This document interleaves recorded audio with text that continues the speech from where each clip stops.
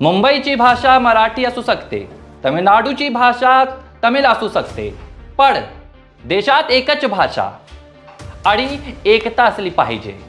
ये मैंने जो अभी मराठी में आपसे कहा है, इसका मतलब वही है जो आप समझ रहे होंगे। महाराष्ट्र की भाषा, मुंबई की भाषा मराठी हो सकती है, तमिलनाडु की भाषा तमिल हो सकती है, लेकिन इस देश की भाषा और इसकी पहचान एक ही होना चाहिए, वो एकता है।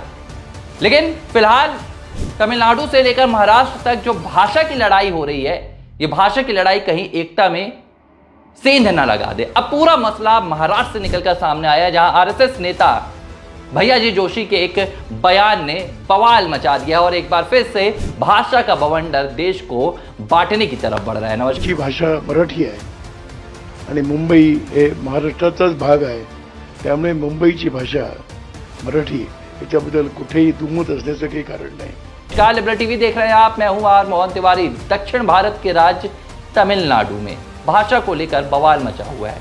डीएमके केंद्र के नई शिक्षा नीति में शामिल की जाने वाली 3 भाषाओं को लेकर लगातार इसका बहिष्कार कर रहा है, भाषा को लेकर विवाद मचा हुआ है। लेकिन दक्षिण भारत से अब ये भाषा का विवाद महाराष्ट्र तक पहुंच गया है और ये विवाद भारतीय जनता पार्टी के जन्मदाता राष्ट्रीय स्वयंसेवक संघ के एक नेता के बयान के बाद सामने आया है। दरअसल राष्ट्रीय स्वयंसेवक संघ के नेता हैं भैया जी जोशी, वो महाराष्ट्र में एक कार्यक्रम में पहुंचे थे और इस कार्यक्रम में महाराष्ट्र सरकार के कई मंत्री भी मौजूद थे।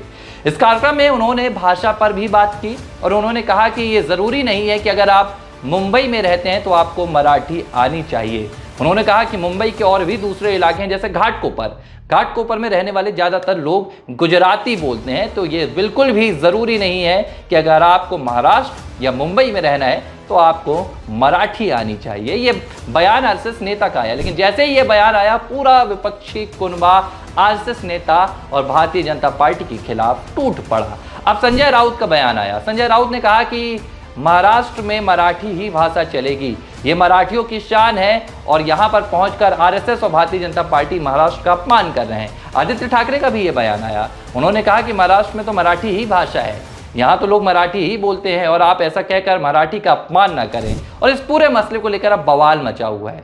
लेकिन ये बवाल आखिर मच क्यों रहा है?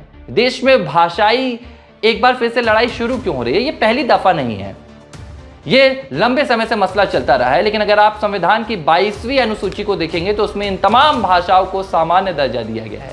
हमारे देश की राष्ट्रीय भाषा कोई नहीं है, राज्य की भाषा हिंदी है, लेकिन 22 भाषाओं को 22वीं अनुसूची में दर्जा मिला है। इसमें मराठी भी है, गुजराती भी है, तमिल भी है, इसमें पंजाबी भी है, इसमें तमाम भाषाएं हैं। तो किसी के साथ मतभेद की स्थिति तो है ही नहीं, लेकिन राजनीतिक फायदों के लिए ये राजनेता भाषा का बीच में बवाल लाकर कहीं ना कहीं वोट बैंक की राजनीति करते नजर आ रहे हैं। लेकिन अब पूरा मसला महाराष्ट्र में पहुंच गया है और आरएसएस नेता भैया जी जोशी के इस बयान पर विपक्ष अब देवेंद्र फडणवीस सरकार को घेरने की कवायद कर चुका है। तो ये महाराष्ट्र में भाषा का मसला और कितने बवाल मचाएगा, फिलहाल इस पर नजर है। लेकिन अब देखना होगा कि इस भाषा के मसले पर सरकार क्या प्रतिक्रिया देती है। क्या देवेंद्र फडणवीस अपने आरएसएस नेता के बयान की आलोचना करेंगे क्योंकि वो भी मराठी हैं, या वो वाकई में ये कहेंगे कि महाराष्ट्र में रहना है तो मराठी सीखनी होगी?